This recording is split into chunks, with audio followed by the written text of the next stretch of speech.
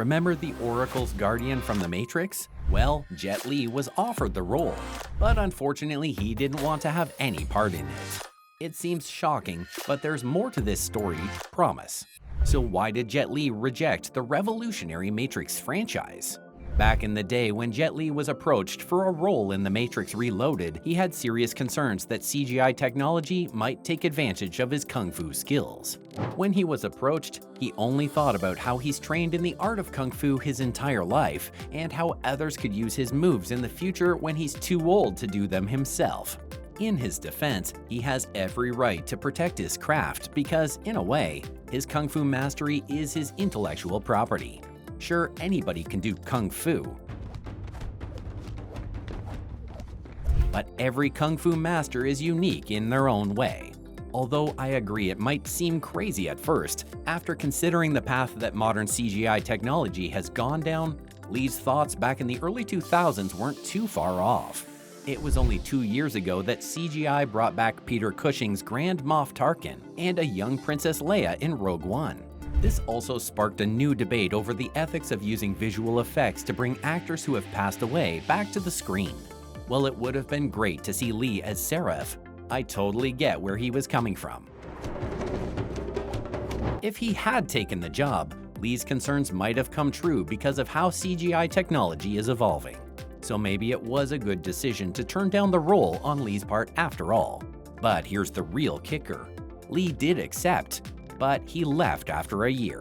My sources tell me that he left when the production team and he had the CGI argument. In the end, the production team didn't agree to Li's terms, and he was left with no choice but to leave. As his character demanded, Li would have gotten a chance to showcase his years of experience if it was modified using CGI. Or worse, used on someone else. And that's not all. Later on, Li learned that the executives wanted him to film for only 3 months, and that he'd need to work with the crew for 9 months, 6 of which he would have spent having his movements recorded and copied using CGI. This obviously didn't sit right with Li, who said he didn't want his life's work to be copied because, let's be real, that would have been disrespectful. Li also mentioned that by the time they would have gotten done with filming, the production team would have gotten the rights to his moves. So, of course, he got worried about technology taking over and US filmmakers using their tech to copy-paste any actor's face onto his moving body. In the end, they replaced Li with Colin Chow, the same actor we saw portraying the Oracle's guardian. The Oracle has many enemies. I had to be sure. After he decided to let The Matrix go, Li went on to star in Hero in 2005 instead. With supernatural skill. And Colin Chow replaced Li for both sequels. Interestingly, Chow and Li ended up working together in 2006 on Fearless. And Crouching Tiger, Hidden Dragon. Jet Li. After that, Li stepped away from the limelight, only appearing in franchises such as The Expendables. 4.5 men. Not so funny. And as far as I know, the last time he worked was in the Disney remake of Mulan, where he played the Emperor of China. Mighty warrior. Fight for the kingdom and its people. But coming back to the Matrix sequels, fans couldn't hold in their excitement about the sequel announcement. And this gave us all the opportunity to see new characters like Seraph, the kind of guardian who could go toe-to-toe against Agent Smith. Even Morpheus was no match against Smith, so this was huge.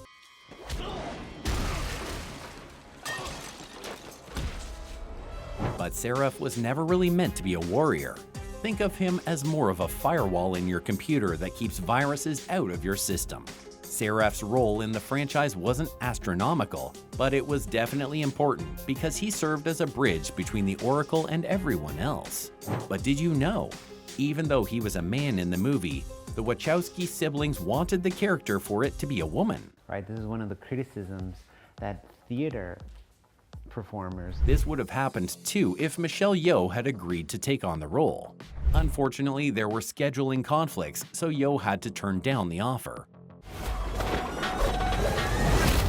This was when Li was brought on board before he left too.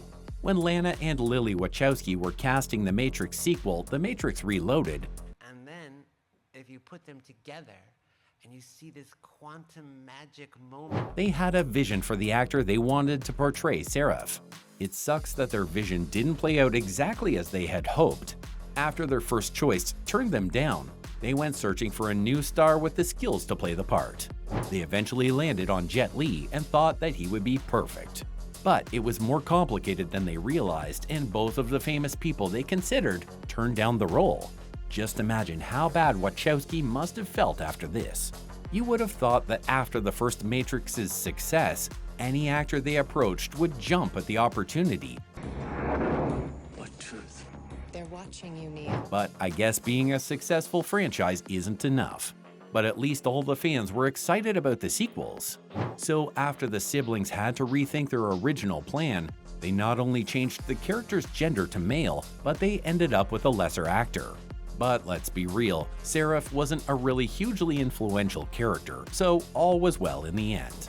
Colin Chow did a very good job too. He definitely has the skill, or maybe it was all CGI. Even though he's no Michelle Yeoh or Jet Li, he was impressive nonetheless. But was it easy for Jet Li to say no to The Matrix Reloaded? Considering how successful the Matrix franchise had become, Li was probably offered a lot of money for the role too. Not to mention, working alongside an awesome actor like Keanu Reeves was also a huge plus. So of course, saying no to the part wasn't easy for Jet Li. But even though the franchise, the cast, and the role were interesting, his years of training in Kung Fu meant way more to him. After Li realized that all they wanted to do was copy his moves, that was when he decided it was too big a sacrifice to make. But just imagine if he was part of the franchise. We would have seen him be part of all of the movies that came after The Matrix Reloaded. Regardless, Colin Chow deserves respect because his portrayal was also pretty badass. Mind you, Colin Chow has actually worked for years in Hollywood. Chow has been working as an actor ever since he was a preteen. He got his first job as a stunt double when he was just 12 years old. He was a nice alternative for Seraph thanks to his long history in stunt work and martial arts training. Ultimately, the difficulties the casting directors faced regarding Seraph got resolved. Jet Li doesn't appear to regret declining the part, and Chow probably doesn't either.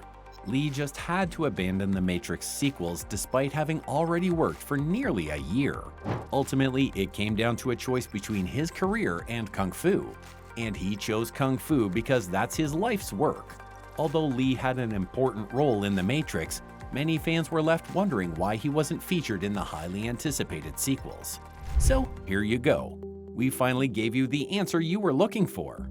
Still though, it would have been awesome to see a Keanu Reeves versus Jet Li fight. Let me know what you think. See you in the next one.